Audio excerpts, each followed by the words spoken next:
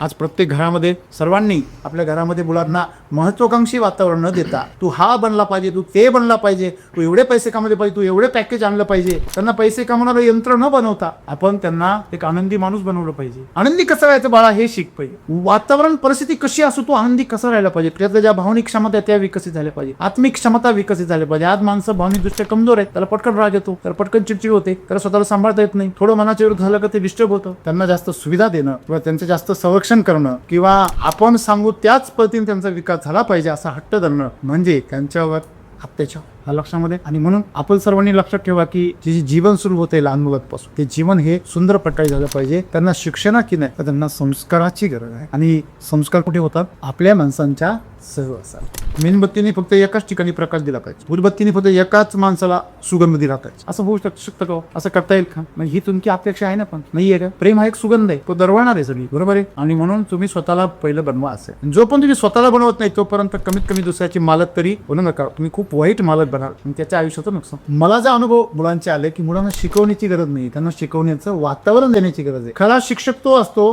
जो मुलांमध्ये शिकण्याची इच्छा निर्माण करतो, शिकवतो नाही. हे आता सिद्ध झालेलं आहे की कोणीच कोणाला शिकवू शकत नाही. आपली जी नियुक्ती आहे ती वातावरण निर्मितीसाठी आहे. आपण स्वतः एक उदाहरण बनलं पाहिजे, आपण सर्वांपुढे एक आदर्श बनलं पाहिजे. आपण दुसऱ्याला सुधरत नाही आणि चांगल्या प्रकारचं गार्डियन्स बनणं, पालक बनणं गरजेचं आहे. मालक बनणं गरजेचं नाहीये. आई वडील हे चांगले पालक बनले पाहिजे, मालक नाही. ते तुमचे खरं आई वडील होण्याचं काय आहे?